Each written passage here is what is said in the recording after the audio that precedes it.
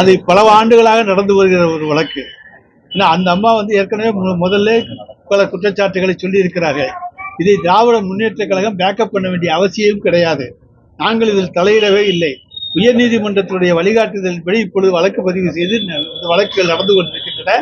அதிலிருந்தே தெரிந்து கொள்ளலாம் இதில் திராவிட முன்னேற்ற கழகத்துக்கு எந்த பின்புலமும் கிடையாது என்பதை தெரிந்து சீமானை பார்த்து பயந்துதான் அவரை சமாளிக்க முடியாதனாலதான் இது மாதிரி செயல்ல ஈடுபடுறீங்க. அதான் நான் சொல்லிட்டேனுங்க. எங்களுக்கு அவரெல்லாம் சமாளிக்கிறது ஒரு தோசு, ஒன்றும் பிரச்சனையே கிடையாது. ஆனால் நாங்கள் இதில் தலையிட்டு இருந்தோம் இருந்தால் வழக்கு எப்படியோ திசை திருப்பி இருக்கலாம்.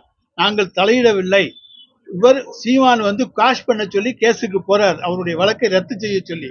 அந்த வழக்கிலே நீதிமன்றம் ஒரு தீர்ப்பை தருகிறது. இந்த வழக்கை தொடர்ந்து நடத்த வேண்டும், பெண்களுக்கு எதிரான கொடுமையான வழக்கு இது என்று சொல்லி நீதிமன்றம் தந்த அழுத்தத்தின் அடிப்படையிலே இப்பொழுது வழக்கு நடைபெறுகிறதே தவிர திராவிட முன்னேற்ற கழகத்தினுடைய அழுத்தத்தாலோ அல்லது நாங்கள் சீமானை கண்டு பயந்தோ இந்த வழக்கு நடைபெறவில்லை. தொடர்ச்சி அவர் செய்தியாளர் சந்திப்பு அப்ப பெண்களை பத்தி இழிவா பேசணும்னு சொல்லிட்டு அவர் மேல நடவடிக்கை எடுக்கணும்னு சொல்லிட்டு பல்வேறு கட்சியினர் பெண்கள் அமைப்பு நீதிமன்றம் சொல்லி இருக்கு. நாங்க தொடர்ந்து எடுத்துக்கிட்டு தானே இருக்கோம். எல்லா 72க்கும் மேற்பட்ட வழக்குகள் இன்றைக்கு அவர் மீது பதியப்பட்டிருக்கின்றன.